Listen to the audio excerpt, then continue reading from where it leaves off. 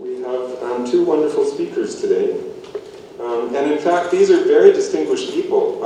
I'm very pleased to be in such good company. In particular, we have Renana Jhabvala. And Renana tells me that she was educated in the United States at both Harvard and Yale in mathematics and economics. But since then, she's been associated for over 30 years with the Self-Employed Women's Association, SEWA.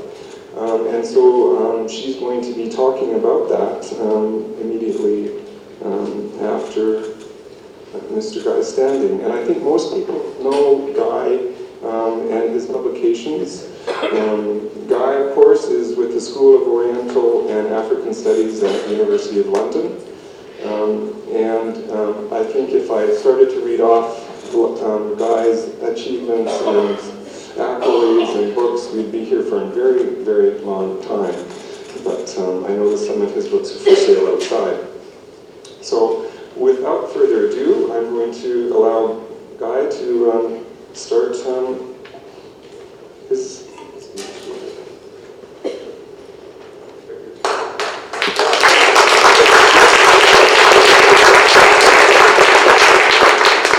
Well, thanks very much for that introduction. It's always great to come back to the Congress and see old friends.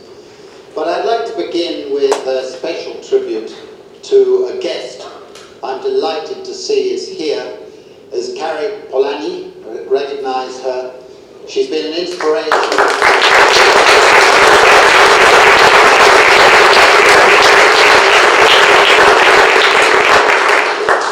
She's been an inspiration and a long-time friend of mine, and of course had a rather well-known father who has been an influence on myself and a number of others. And I think the global transformation that we're experiencing at the moment can be interpreted in Polanyian terms. And I think that the precariat debate that I've been trying to work on is one of the ways to come into the basic income debate in industrialized countries. And what is happening in social policy in developing countries in the last decade is where we're coming in with much more relevance in developing countries. Now, I'd like to begin by giving a little contextual background to the project we're going to be describing and showing a film about. We are reporting on 2 out of 3 pilot basic income schemes we've been conducting in India. The first was a small one in Delhi, the second one was a large one in Madhya Pradesh, and the third was a small one in a tribal area of Madhya Pradesh. And I'd like to begin by saying that the work that we've been doing, Renana and myself, has actually involved a huge team, wonderful team of people. When we did a list of names involved, it came to well over 100, and it would be remiss of me not to say that the whole team has contributed fantastically, and without that team we wouldn't be here today to present the results. And in particular, I'd like to acknowledge Sarath Jhabvala and Samia Kapoor, who are the joint authors with Renana and myself of a book on the project, which is coming out in November, called Basic Income, A Transformative Policy for India, and that's the title of the book. I'd also like to acknowledge that we have been very generously funded, first by the UNDP, and second by UNICEF for the work we're going to report on. And latterly, we've also received some new financial support in a small way, but we're hoping that it will build, from a Canadian organisation, the IDRC, who are funding our next workshop, and I'd like to thank them in advance. Now, what we've done with this project is already summarized in a huge technical report, and we're planning a conference in Delhi to present the full results and that report and the book in December. And a number of people here have been invited, and we very much hope others will be able to come to that conference in Delhi, beginning of December, because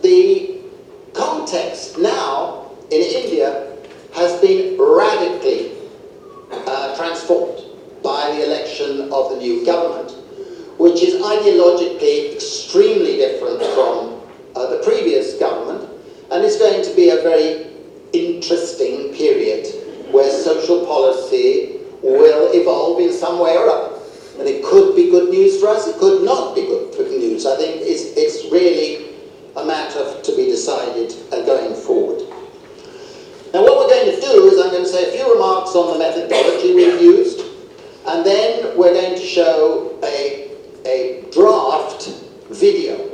Those of you who were in Munich in the last Congress will recall we did show a moving, I thought it was moving, video, and we've been making a new one. It is a draft, I warn you in advance, and we would very much welcome comments, written or what's oral afterwards, to help us refine that video.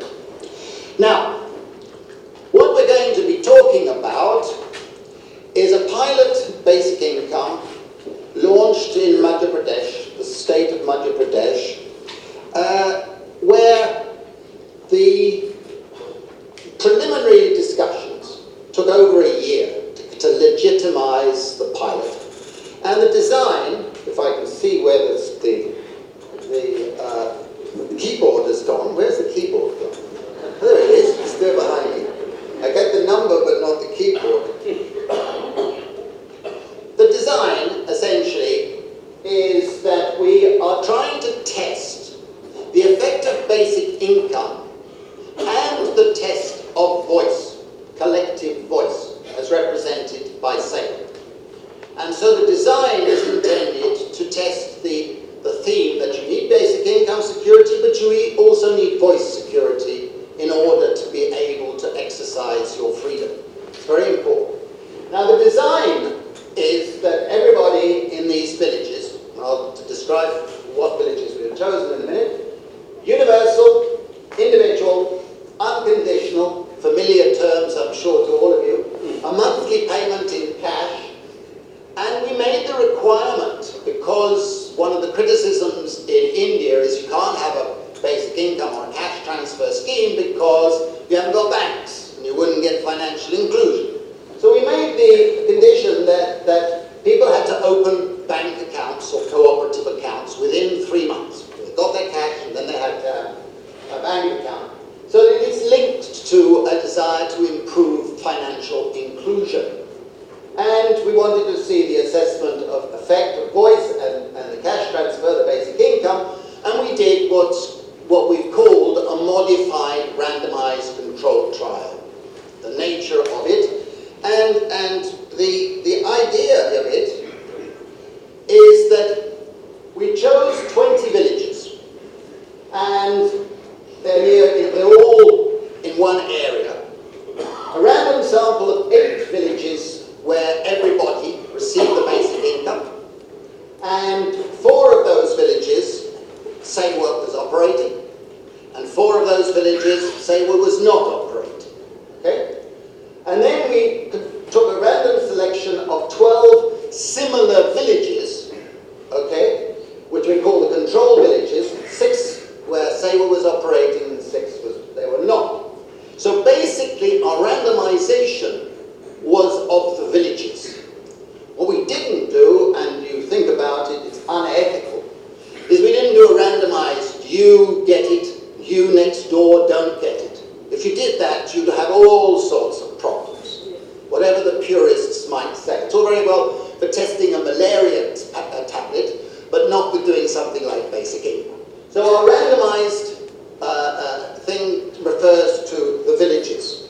Now, altogether, in these 20 villages, we had over 11,600 individuals, and over 5,500 received the basic income.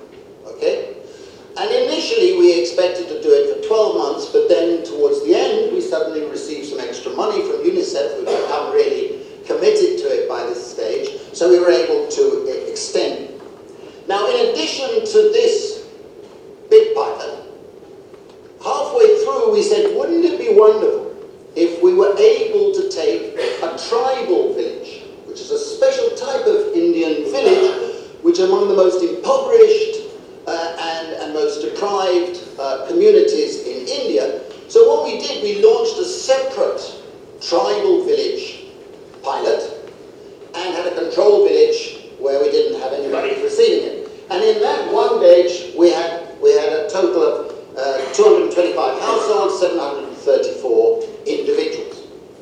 Now that's the design of the thing. Now, what we then did is before we launched the pilot, we had a lot of workshops and things where we presented all the hypotheses associated with basic income, thought about how we can test for all those hypotheses, designed questionnaires, the survey instruments, and in the end what we've done is a baseline before we launched the basic income, an interim evaluation after 6-8 months of the experiment starting, and then what we call the final evaluation survey at the end, and then we did a post-final evaluation survey where we revisited some of the villages after the experiment had stopped to get impressions and feedback.